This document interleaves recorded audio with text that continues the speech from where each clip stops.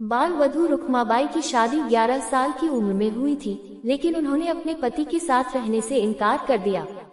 पति ने वैवाहिक अधिकारों की बहाली के लिए मुकदमा दायर किया। शुरू में हार गए, लेकिन फैसले के खिलाफ अपील की। 4 मार्च 1887 को न्यायमूर्ति फर्रान ने हिंदू कानूनों की व्याख्याओं का उपयोग करते हुए रुक्माबाई को आदेश दिया कि अपने पति के साथ रहे या 6 महीने की कैद का सामना करें। तिलक ने अदालत के इस फैसले को मंजूरी दी और कहा कि अदालत हिंदू धर्मशास्त्रों का पालन कर रही है। रुक्माबाई ने जवाब दिया कि वह फैसले का पालन करने के बजाय कारावास का सामना करना पसंद करेगी।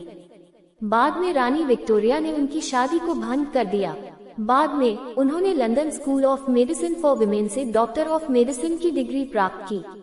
1890 में जब 11 वर्षीय फूलमनी बाई अपने बहुत बड़े पति के साथ संभोग करते समय मर गई, तो पारसी समाज सुधारक बेहरामजी मालाबारी ने विवाह के लिए लड़की की पात्रता की आयु बढ़ाने के लिए सहमति अधिनियम 1891 की आयु का समर्थन किया।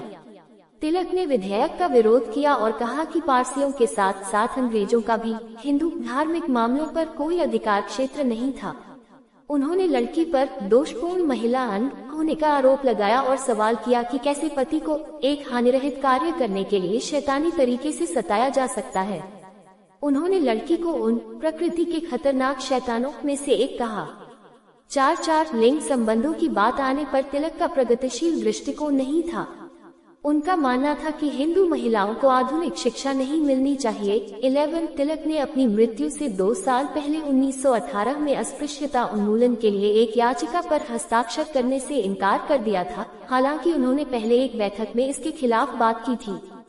तिलक और स्वामी विवेकानंद एक दूसरे के प्रति बहुत सम्मान और आदर रखते थे। 1892 में ट्रेन से यात्रा करते समय उनकी मुलाकात संयोगवश हुई और तिलक ने विवेकानंद को अपने घर में मेहमान के तौर पर बुलाया था।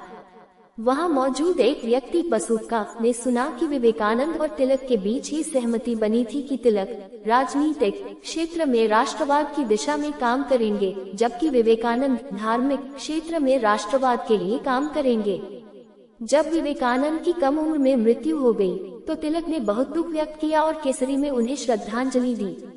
BCDE तिलक ने विवेकानंद के बारे में कहा, कोई भी हिंदू जिसके हृदय में हिंदू धर्म के हित हैं, विवेकानंद की समाधि पर दुखी हुए बिना नहीं रह सकता। संक्षेप में, विवेकानंद ने अद्वैत दर्शन की पताका को संसार के सभी देशों में सदैव फहराने का कार्य किया था तथा उन्हें हिंदू धर्म और हिंदू लोगों की वास्तविक महानता का बोध कराया था।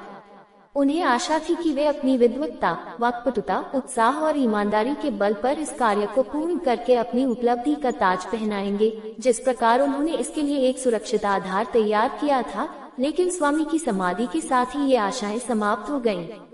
हजारों वर्ष पूर्व एक अन्य संत शंकराचार्य हुए, जिन्होंने संसार को हिंदू धर्म की महिमा और महानता दिखाई।